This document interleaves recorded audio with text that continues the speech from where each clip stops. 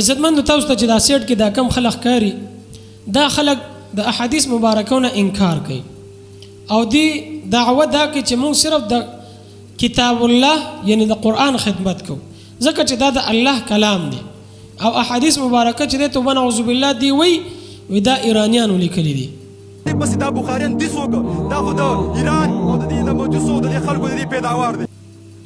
نو عزتمند اول د دوی علمي حیثیت په جنبیا یو څو خبرې کوي روغم قل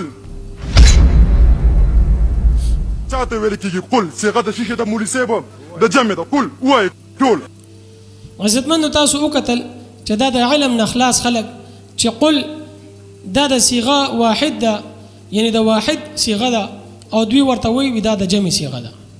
نو سړی چې د عربی په ګرامر باندې نه پوهیږي واحد او جمع کې فرق نشي کولای نو دوی به د قرآن معنا او تفسیر څنګه خلکو ته سم بیان کی.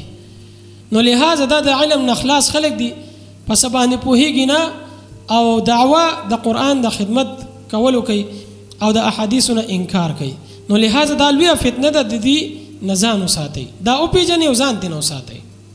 نو راځي عزتمند موږ ته الله رب العزت په قرآن کې څه فرمایلی دي اعوذ بالله من الشیطان الرجیم من يطع الرسول فقد اطاع الله چا چې د رسول صلی الله علیه وسلم اطاعت وکړلو یقینا د الله اطاعت وکړلو.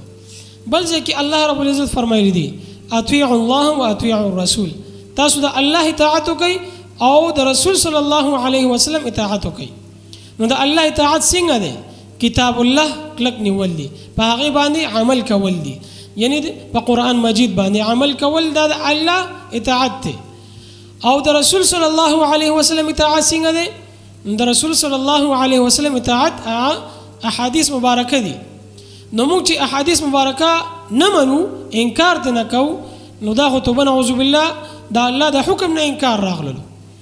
نو یو کس چې دا دعوه کوي چې زه احادیث مبارکه نه منم نو دا خو توبه نعوذ بالله قرآن هم نه مني ځکه چې قرآن کې راغلی چې رسول صلی الله علیه وسلم اطاعت وکړي او دی وایي چې نه زه احادیث مبارکه نه منم د رسول صلی الله علیه وسلم اطاعت نه کوم. نو عزتمنو دا په اصل کې د قرآن نه منکر خلق دي. بل ځکه الله رب العزت فرمایلی دي تاسو ته چې رسول صلی الله علیه وسلم صدر کې هغه واخلي او چې د سنه منه کې هغه نه منشي. نو عزتمنو اوس دا شانت ډیر احکامات دي چې دا غي تفصیل په قرآن کې دي لکه مونږ شلو مونږ به اوس مونږ څنګه کوو په کومه طریقې سره وکاو رکوع سجدي دا ټول هر څه دا په احادیث مبارکو کې ذکر راغلي دي.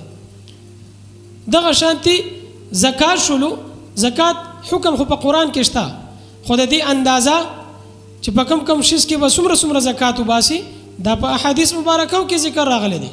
حج کو عمره کو د دې تفصیل په احادیث مبارکو کې راغلي دي. نو عزتمنو د احادیثونو انکار کول نو بیا دا ډیر شیزونه چې ده د دې تفصیل مونږ ته بیا نشي حاصله دي. نو عزتمنو د احادیثونو انکار کوون کې خلق دا ډیر خطرناک دي او دا ډیر لوی فتنه راوچته شوې ده.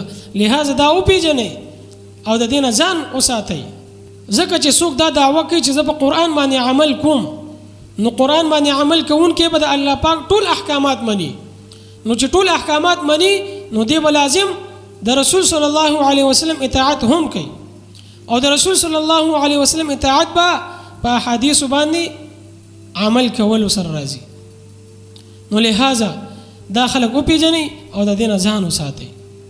تاسو د دوی علمي حیثیت مو کتلو نو د دین اندازه ولګوي چې دا څومره د علم نخلاص خلک دي او څومره خطرناک فتنه راوچته شوې ده. نو الله پاک دې موږ ته د قرآن او احادیث مبارکو باندې عمل کولو توفیق را نصیب کړي او الله پاک دې موږ دغه شانت فتنونه محفوظ وساتي.